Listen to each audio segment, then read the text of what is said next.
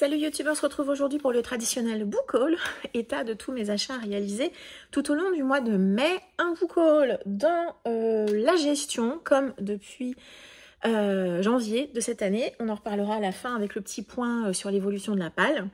On a du graphique, on a du Ulule, du participatif, on a un petit peu plus d'occasion que les mois précédents puisque les brocantes ont repris et j'ai fait quelques achats sur Vinted. Et puis on terminera par les achats neufs qui sont effectivement très raisonnables. Vraiment, je suis, comme depuis janvier, comme je vous le dis à chaque fois, sur chacun de ces book hauls, je suis très satisfaite. On va démarrer par les graphiques.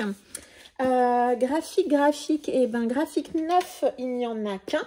Et je me suis pris le tome 1 de I Atali Ryoko de Mitsuo Adachi, publié chez Nobinobi. Pour les plus anciens, vous connaissez peut-être alors Adachi, forcément, avec Théo là-bas de la victoire, et cet animé Une vie nouvelle, qui est celui par lequel moi j'ai découvert l'auteur.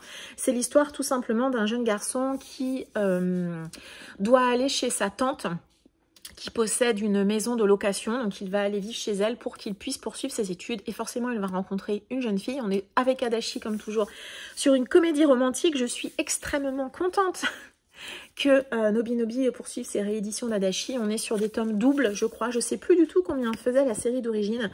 Attention, on est sur du manga des années 80, donc old school, et puis c'est vrai qu'Adachi, au niveau du dessin, je comprends que certains n'aiment pas.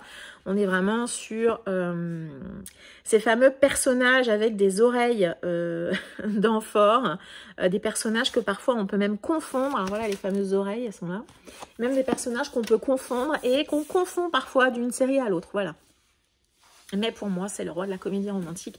Je suis ravie de le voir réédité. Donc, je me précipite. Ça sera une série qui sera complète en 2 tomes. Et le prochain tome paraît, je crois que c'est fin août. Ensuite, comme je vous le disais, les brocantes ont repris. Et j'ai eu le plaisir de trouver cette duologie lors d'une de mes virées en brocante. Elle était dans ma wishlist depuis extrêmement longtemps. J'ai failli l'acheter à plusieurs reprises sur Vinted. Mais voilà, finalement, je l'ai trouvée en brocante. Donc c'est la duologie Sous le ciel de Tokyo de Seiyo Takizawa. C'est publié chez Delcourt Tonkam. Et comme son nom l'indique, on est à la fin de la Seconde Guerre mondiale et on va suivre un pilote. Alors je ne sais plus... c'est ça, il rentre chez lui. Il rentre chez lui, il a été muté au centre d'essai aérien de l'armée impériale et il va reprendre sa vie de famille, ou en tout cas essayer. Donc je me doute qu'on va avoir une collusion comme ça entre la guerre et puis la vie quotidienne. Voilà, c'est une série dont j'ai entendu, une duologie en tout cas, dont j'ai entendu pas mal d'avis positifs et moi, elle m'intriguait. Vous savez que j'aime bien les séries courtes, elle a un peu décoloré, mais franchement, c'est pas très grave. Ensuite, mon mari, comme d'habitude, m'a offert ce mois-ci une série.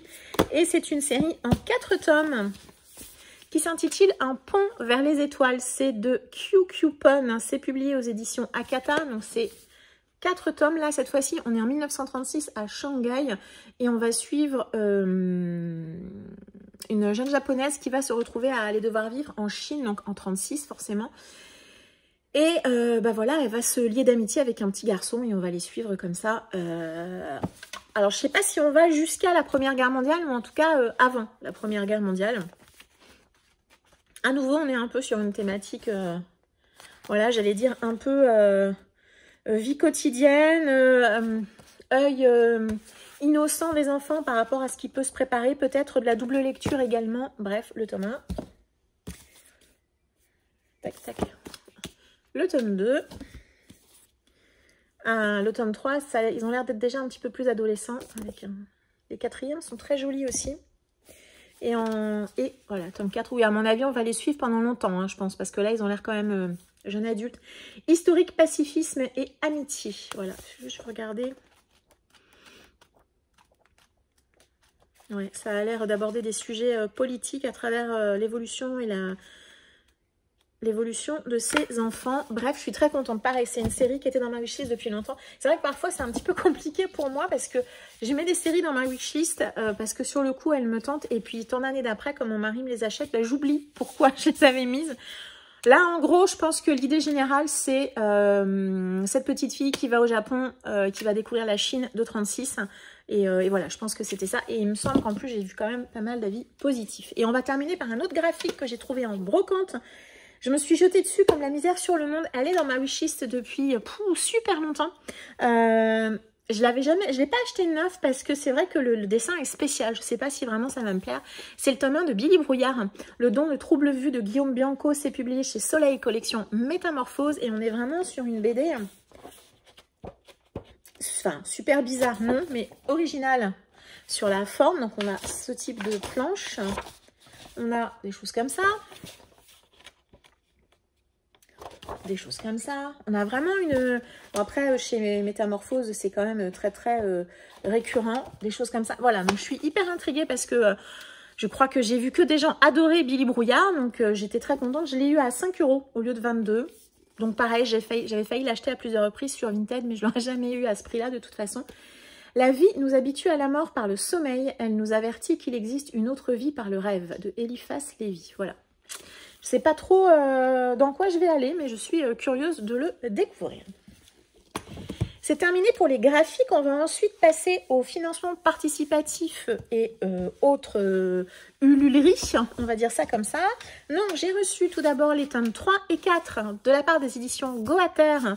Donc, j'avais pris... Alors, je l'ai mis dans la carte des participatifs puisque la maison d'édition... oui, on peut dire avait lancé un espèce de financement participatif, plutôt peut-être un système plutôt d'abonnement, je ne sais pas trop comment le définir, puisque sur leur compte, sur une période donnée, on pouvait acheter un tome, 2 tomes ou les 4 tomes. Je crois que je me suis même abonnée pour le 5e tome que je recevrai quand il paraîtra.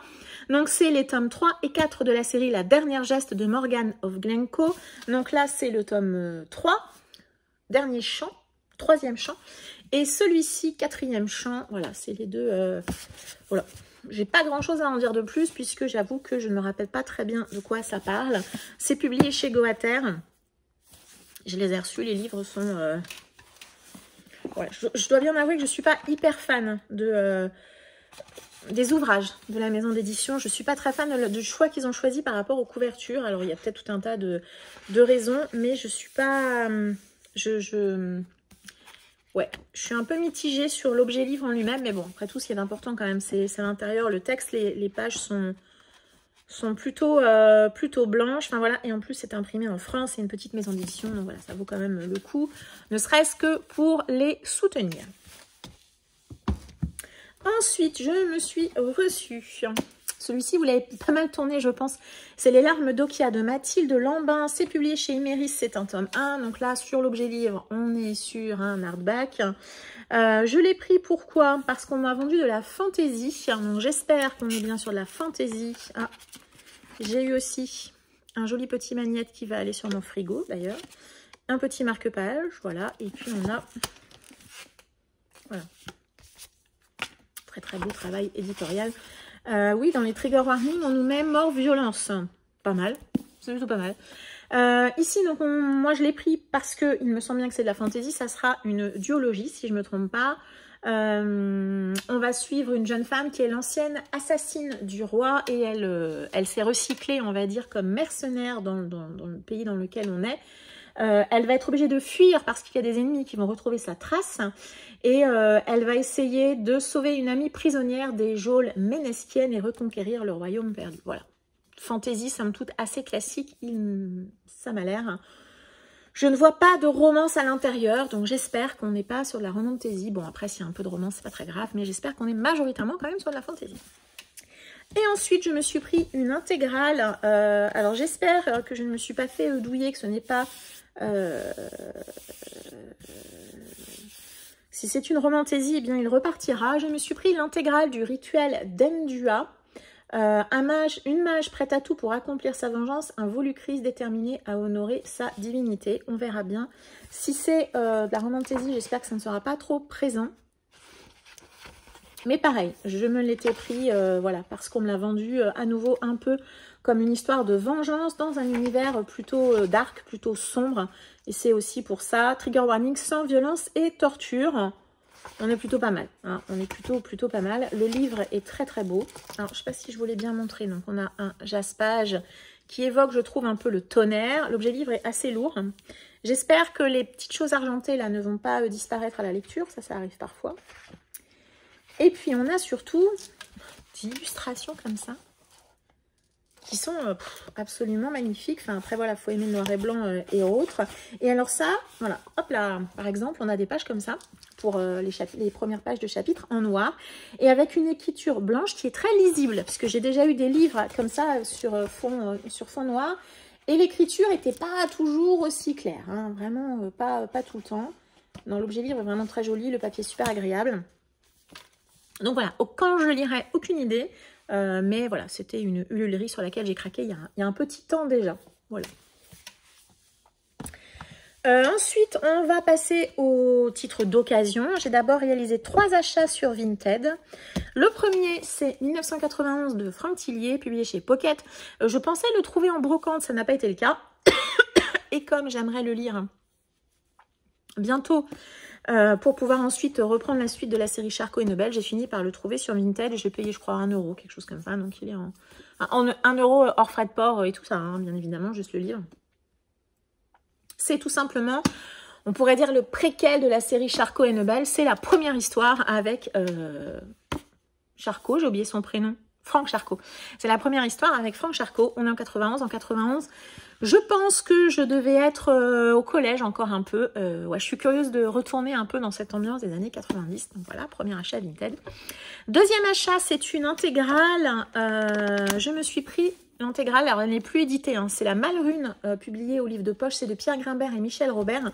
Elle n'est plus éditée parce que je crois que c'était à l'époque où Orbit s'était un peu associé au livre de poche. Donc, c'est une intégrale. Alors, le livre est pas... Donc, ça fait 1000 pages quand même. Hein, ça n'a pas l'air, hein, parce que le papier, on est sur du papier Bible, hein, tout fin, tout fin. Le livre n'est pas en ultra méga bon état, mais je voulais remplacer mes vieilles éditions François Zir qui étaient dans cette vieille collection piment, vraiment assez rigide à lire et pas agréable. Donc, j'ai trouvé celle-ci. Bon, le livre n'est pas en excellent état. Il y a un peu, bon, quelques taches de jaune, des choses comme ça. Bon, ça me... C'est pas très très grave, on va dire. Le livre est pas... Il a été lu, il n'est pas neuf. Donc voilà, je suis quand même très contente de le voir intégrer ma bibliothèque. C'est quoi? C'est de la fantaisie ultra classique, hein, écrite par Pierre Grimbert. Une paire se présente aux portes du château Garamond, un sorcier accompagné d'un homme loup. A priori, ils auraient un lien avec le chevalier Héras, un homme qui a mystérieusement disparu. Une compagnie d'aventuriers des plus inattendus naît alors. Le sorcier, le lycante, Lucia et Arial qui vont partir à la recherche du chevalier et tenteront de percer le secret de sa quête. Histoire de fantaisie ultra classique. Je suis intriguée surtout parce que c'est Pierre Grimbert et que je n'ai jamais lu cet auteur. Il va bien falloir à un moment que j'aille découvrir sa plume, même si là, il est en duo. Alors, je crois que le premier tome, c'était uniquement Pierre Grimbert et je crois que les 2 autres, c'est avec Michel Robert. Alors, pourquoi est-ce que Pierre Grimbert était décédé? Je ne sais pas trop. Et ensuite, quand j'ai fait ma vidéo sur la fantasy, je me suis hypée moi-même pour relire une série que j'avais lue quand j'étais ado, et je me suis trouvée sur Vinted l'intégrale de la tapisserie de Fiona Var de Guy Gabriel Kay, publiée chez J'ai lu. Voilà, vous savez que j'aime beaucoup ces intégrales. Elle est en super état. Vraiment, là, j'ai rien à dire. Vous savez que j'aime beaucoup ces intégrales. Donc, j'étais très contente de la trouver à un prix très raisonnable, hein, parce qu'elle n'est plus éditée non plus. Et voilà, elle va pouvoir aller s'installer tranquillement avec mes autres intégrales de chez J'ai lu, que je n'ai pas encore lu. Donc, cette intégrale, la tapisserie de Fiona Var, de mémoire, c'est des adolescents qui vont partir dans un autre monde pour mener une quête. Ce sont des espèces d'élus, si je me rappelle bien. Et voilà, et je suis intriguée de relire cette série qui quand même, tant d'années après, m'a marquée par certains événements particuliers. Et j'aimerais bien... j'ai souvenir que ça s'était lu très très bien. Bref, voilà. Ensuite, les 3 autres achats d'occasion, ce sont des achats de brocante. Je suis allée à une bourse aux livres et j'ai trouvé ces 3 titres. Il y en a un, je suis très contente. Les Seigneurs de Bohème d'Estelle Faye, publié chez Folio SF. Je vous avais dit que Estelle Faye et moi... Pardon. J'avais arrêté il y a déjà quelques années Estelle Faye parce que j'avais lu plusieurs de ses titres plutôt en young adulte et je n'avais pas été plus emballée que ça.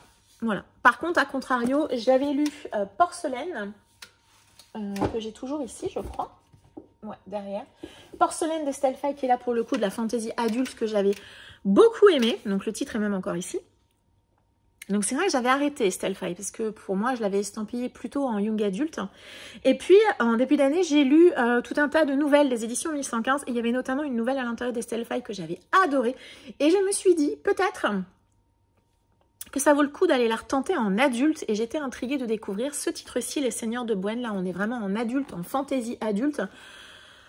Voilà, j'en sais pas beaucoup plus. On me dit que c'est de la fantaisie spectaculaire et épique. Je vais vous raconter comment l'Empire est mort. L'Empire de Bohème, le plus puissant jamais connu, qui tirait sa richesse du lyrium. Un empire fort de 10 siècles d'existence qui, dans son aveuglement, se croyait éternel. J'évoquerai les héros qui provoquèrent sa chute. Je vais vous narrer les hauts faits de Sainte-Étoile.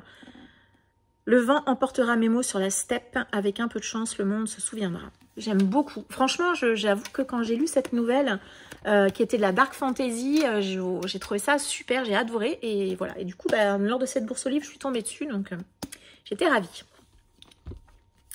Ensuite, j'ai pris un titre que j'ai jamais vu nulle part. L'auteur est connu, je crois, hein, mais moi, je ne l'ai jamais lu. Et ce titre-ci, je ne l'ai jamais vu non plus. C'est Le Secret de Cricket Hall de James Herbert. Alors, c'est mis en thriller. Décidément, c'est mis en thriller, mais moi je me demande si on n'est pas plutôt en fantastique horrifique, puisque Cricket Hall, c'est tout simplement une demeure où on a un couple qui vient s'installer avec 2 filles, assez classiques. Ils espèrent partir sur une nouvelle vie, a priori suite à un malheur qui leur est arrivé. Schéma ultra classique de films d'horreur notamment. Mais quelque chose ne va pas dans cette maison. On raconte qu'elle est hantée, les enfants vont voir d'étranges apparitions, on a des bruits. Et tous les jours, la porte de la cave est entrouverte alors qu'on l'avait fermée avant d'aller se coucher. Voilà, alors c'est mis en thriller. Bon, vu l'auteur James Herbert, il me semble qu'on est plutôt sur du fantastique, voire de l'horrifique. Donc on va voir, parce que James Herbert, si je ne me trompe pas, c'est l'auteur des Rats. C'est ça, les Rats. Fog, survivant, sanctuaire, hanté, bref, il a fait plein de choses comme ça. Donc on va voir, voilà. Mais j'étais intriguée. Déjà, j'aime beaucoup la couverture avec ce loquet, je crois que ça s'appelle comme ça, de porte là. Et ouais, encore, ça se passe dans une maison, tout ça, maison hantée, schéma assez classique, hein, mais je suis curieuse de le découvrir, on verra bien.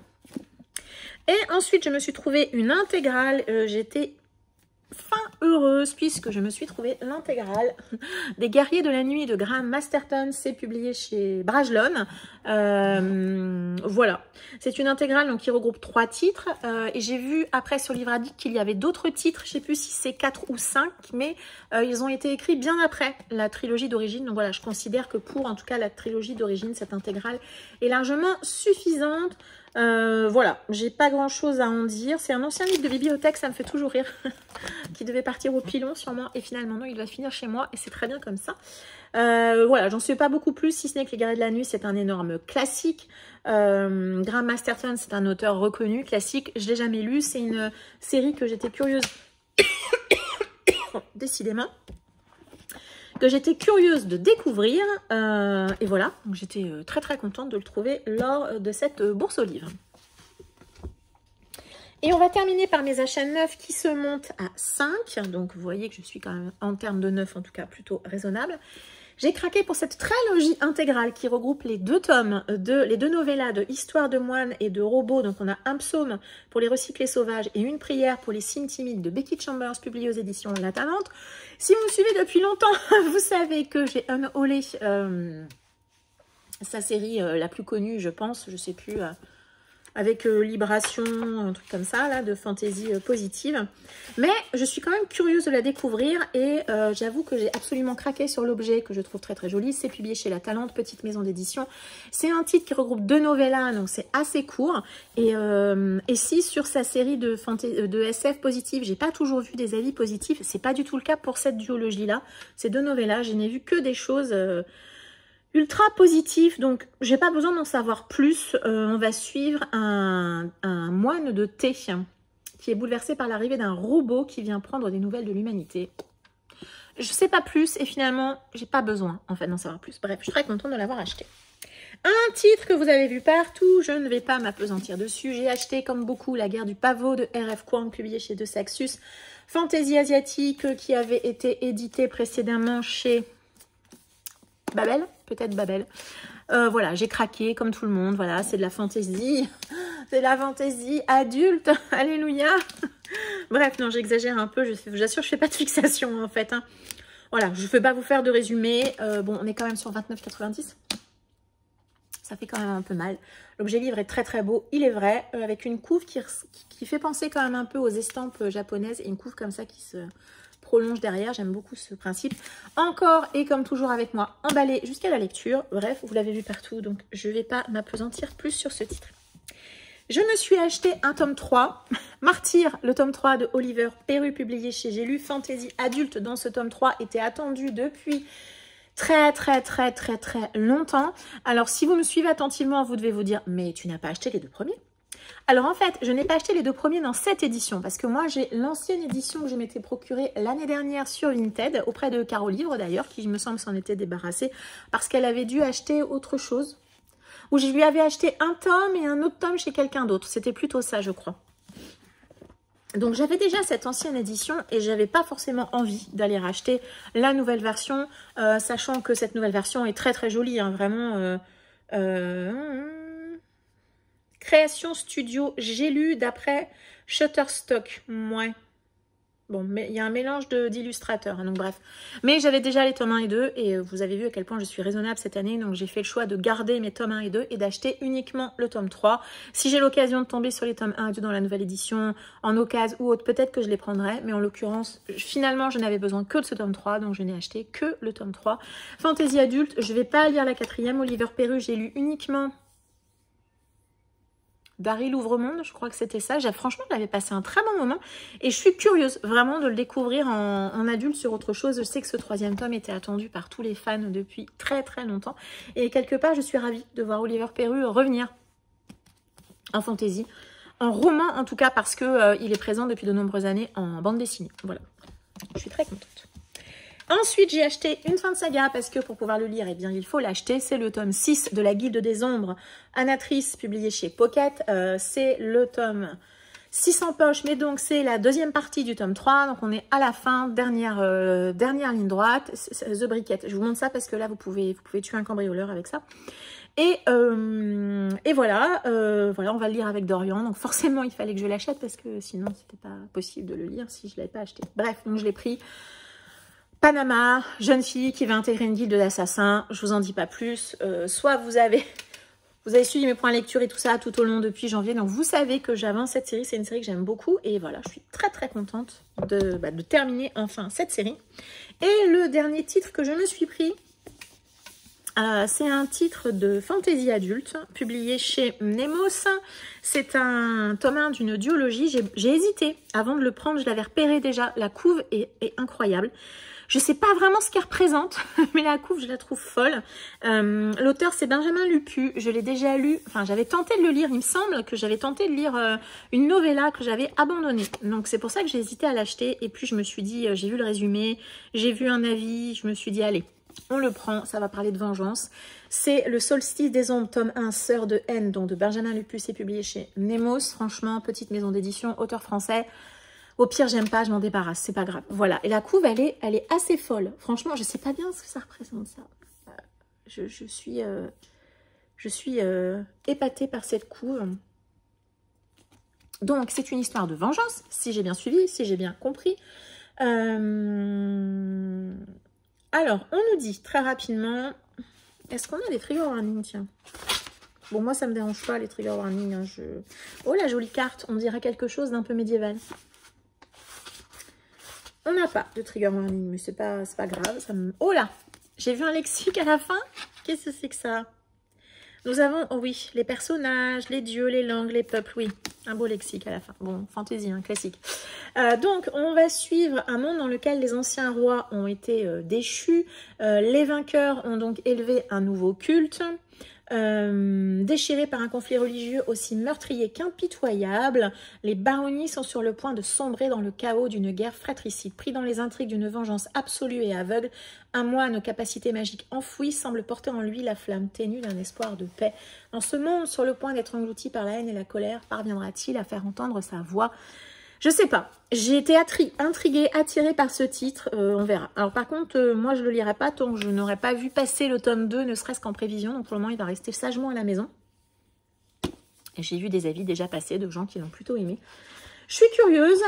C'est une duologie, donc ça c'est très bien. J'avoue que j'aime bien les duologies. Souvent, on ne se perd pas dans des détails inutiles.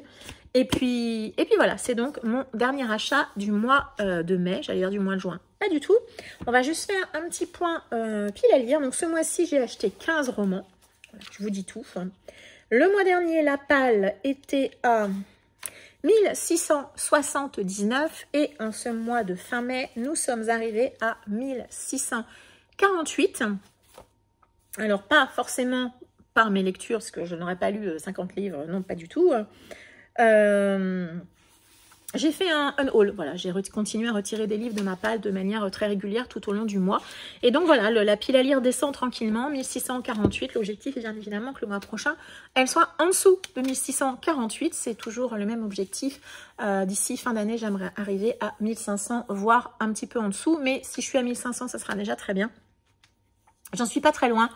Voilà, j'ai un petit peu ralenti le rythme de vidage de palle, on va dire, mais je vais continuer tout au long de l'année à retirer des livres de ma palle.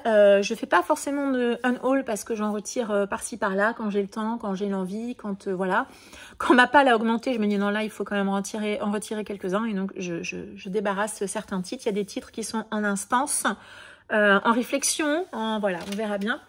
Mais voilà, je continue. Donc, si vous voulez savoir, en gros, les livres que je haul, ils sont pour la majorité sur mon Vinted. Voilà, tout simplement. Il y en a quelques-uns que je mets en boîte à livres et quelques-uns que je donne, mais la majorité sont sur Vinted. Bref, voilà. La pile à lire continue de descendre. Les achats sont plutôt raisonnés et mesurés, en tout cas. Donc, je suis très contente. J'espère que je vais continuer comme ça. N'hésitez pas à m'indiquer en commentaire si vous avez acheté beaucoup dans ce courant de mois de mai, si vous êtes raisonnable comme... je le suis, en tout cas c'est ce que je considère, moi, même si pour certains c'est encore beaucoup, on verra dans les années à venir.